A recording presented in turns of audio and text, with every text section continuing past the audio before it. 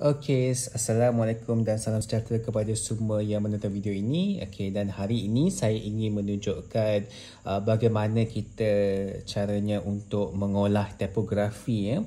Dan apa yang saya perlukan adalah jenis tipografi yang ini saya cari dekat komputer lah. Dan kebiasaannya untuk kita mengolah tipografi, kita kena ada contoh-contoh tipografi. Okey, yang seterusnya saya kena ada pen technical, pensel dengan pemadam. Okey, so peralatan ini kita akan gunakan sepanjang kita menghasilkan olahan tersebut. Okey, so lepas itu saya ada beberapa keping kertas, okey, kerana kalau kita ingin mengolah kita kena ada banyak kertas sebab kertas itu adalah cara kita melatih diri kita untuk melukis kembali karakter-karakter yang berada pada tipografi. Yang dimaksudkan dengan karakter ialah kalau kita nampak dekat sini kan kita nampak abjad B sahaja, kita akan nampak kepelbagaian jenis-jenis yang kita boleh lihat daripada segi cara tipografi itu dipersembahkan ya. Dan setiap tipografi ini dia ada nama dia tersendiri, cuma saya tak ingatlah apa nama dia.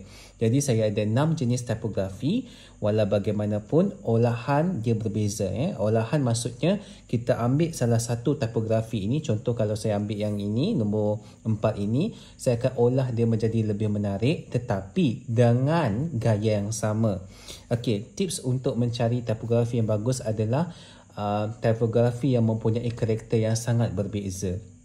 Okey, karakter yang sangat berbeza yang di mana kita boleh hafal, yang di mana kita boleh lukis kembali, tetapi kita kalau kita nak manipulate karakter tersebut tidak terlalu drastik berubah, masih sama, tetapi cara kita mengolah itu dia agak kreatif sedikit. Okey, so tanpa membuang masa, apa yang saya akan buat untuk pertama kalinya, saya akan pilih tipografi yang saya nak olah. Okey, di sini terdapat 6 jenis dan saya kemungkinan besar saya akan ambil yang nombor 4 inilah sebab karakter dia sangat berbeza daripada tipografi yang lain. Okey, tetapi kalau untuk pelajar, biasanya saya nasihatkan cari tipografi yang sangat senang untuk dihafal, dan cara macam mana kamu olah itu kita dapat senanglah dia tiru balik sebab dalam olahan dia tidak boleh berubah karakter dia, kena kekalkan karakter tersebut, tetapi cara peletakan dia, cara dia ubah kedudukan dan posisi sebagainya, itu yang berbeza sebenarnya. Okey, so apa yang saya buat ialah saya akan ambil beberapa keping kertas, dan kertas ini menjadi cara proses saya untuk melakar tipografi yang menjadi pilihan saya. Okey, cara saya menghasilkan tipografi ini ialah saya akan mulakan dengan garisan yang kurus seperti ini. Okey, tujuannya adalah untuk kita melihat karakter yang macam mana kita perlu bawa sampai kepada penghasilan yang sebenar ataupun sampai kepada final dia.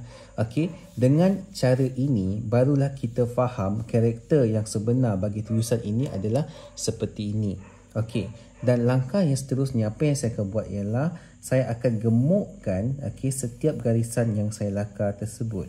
Dalam proses ini, bila mana ia dipanggil lakaran, kita tak semestinya kena perfect. Biarlah dia seperti ini agar kita dapat menyesuaikan bentuk tipografi yang kita akan olah selepas ini ya. Okay, so inilah cara saya mengajar pelajar saya untuk menghasilkan tipografi, sebab kebanyakan mereka mempunyai kelemahan dalam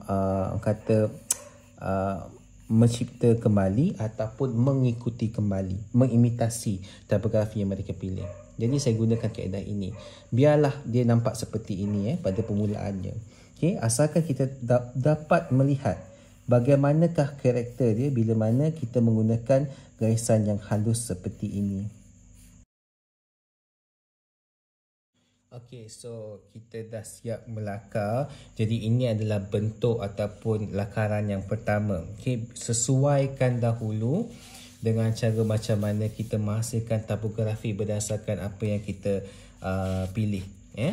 Jadi inilah macam cara saya mengajar pelajar, biarlah dia macam sedikit kelihatan lakaran, tetapi akhirnya nanti apa yang kita perlu lakukan ialah kita kena hafal kembali bagaimana karakter yang kita pilih ini ya. Okey, dan selepas itu apa sebab kita ada pen di sini ialah disebabkan kita akan menghasilkan outline pada bahagian garisan yang kita tengok dekat sini kan. Okey, so sebab itu kita jangan bimbang. Peralatan yang kita gunakan adalah pensel. Jadi bila mana pensel, kita senang nak padam dia kemudian. Okey, dan sebab itulah lakaran ini penting. Jadi bila mana kita padam garisan yang tidak diperlukan itu, maka terhasillah bentuk K yang seakan-akannya. Nampak tak macam tu?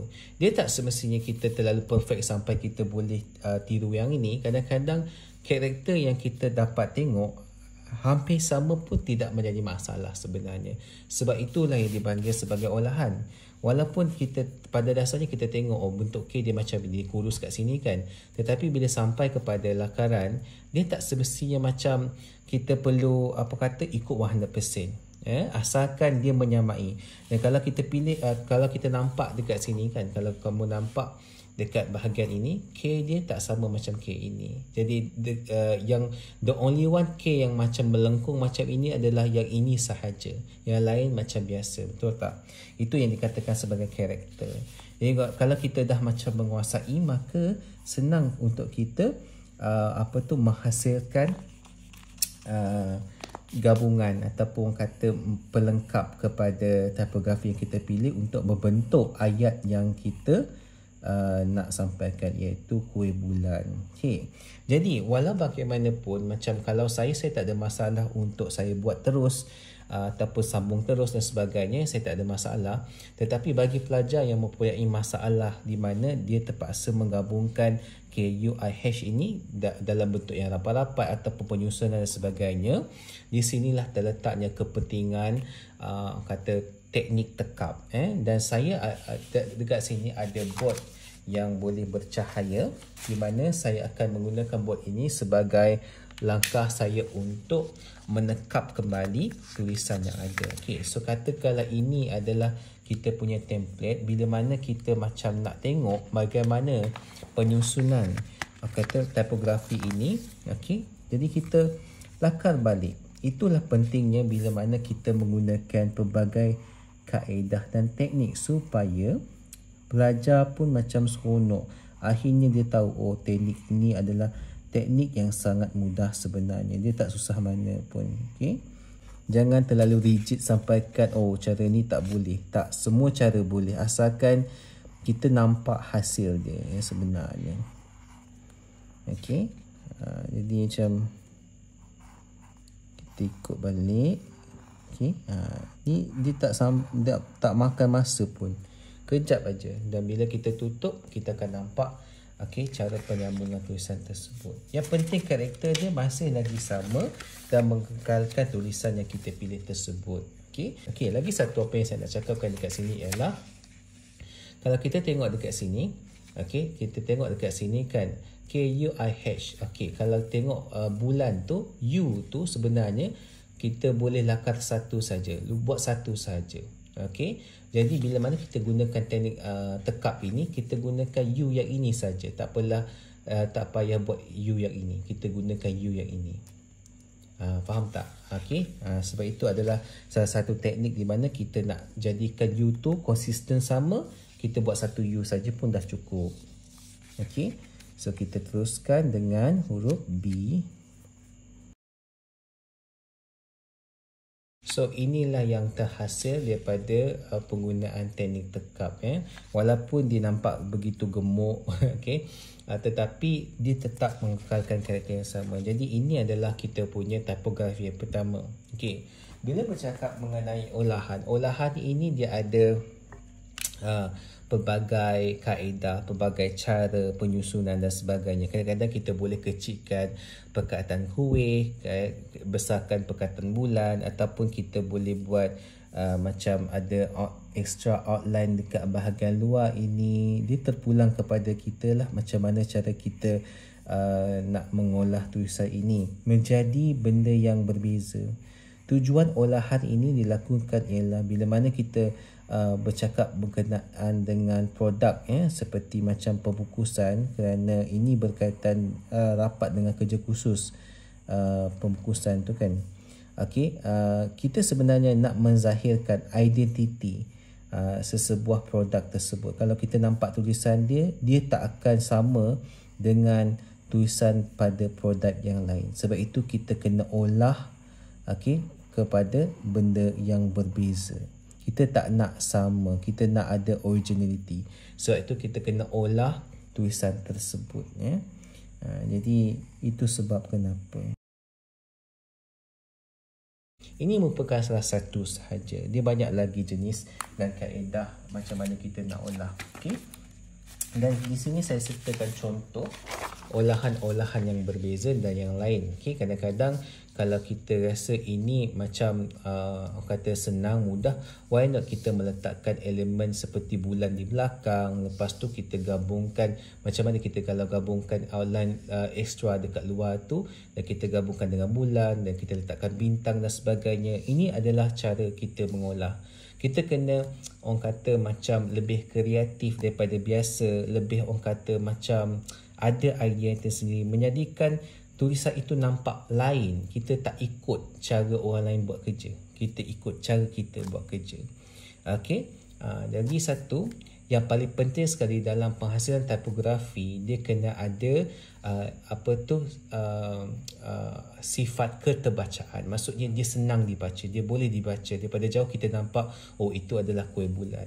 Jangan kita menyusunnya dalam keadaan yang di mana susah untuk kita tengok. H dia mungkin macam N, ataupun I dia tak nampak macam I. Okey, itu yang menjadikan ia tidak boleh dibaca. Contohlah macam kalau saya conteng dekat sini kan, mungkin kita buat macam ni ke. Okey, dia nampak pelik dekat situ. Kemungkinan besar dia akan mengganggu ke teks yang kita nak kata pamerkan dekat situ. Sebab itu dalam kita menghasilkan tipografi, kita kena pentingkan juga boleh dibaca ataupun tidak, senang dibaca ataupun tidak. Walaupun dia menarik, kadang-kadang boleh jadi dia tak senang dibaca. Sebab itu dalam kata pembungkusan seperti ini sebagai contoh kan, kalau tengok macam ini Amore. Okay, M dia mungkin dia olah macam ini, tetapi masih lagi kita boleh baca. Dan kalau kita tengok dekat sini, peanut chocolate waffle roll, dia macam dipermudahkan peletakan dia. Kata macam selagi dia senang dibaca, boleh dibaca, itulah kata yang kita perlu pertimbangkan dalam pengolahan tipografi. Okey, so sebab itu kita kena banyak melihat dan mengkaji pembungkusan daripada segi sudut tipografi dia macam mana. Senang dibaca, mudah dibaca, itulah yang paling penting sekali. Walaupun kita mengolah dia dengan kreatif, mungkin kita olah dia dengan bulan seperti bagaimana saya olah dekat sini, tetapi yang paling penting sekali adalah senang dibaca. Okay, jadi itu sahaja daripada saya berkenaan bagaimana caranya saya menghasilkan tipografi, okay, macam mana kita nak mengolah, teknik yang digunakan dalam penghasilan tipografi ini dan sebagainya. Okay, dan oleh itu itu sajalah daripada saya. Sekian, terima kasih.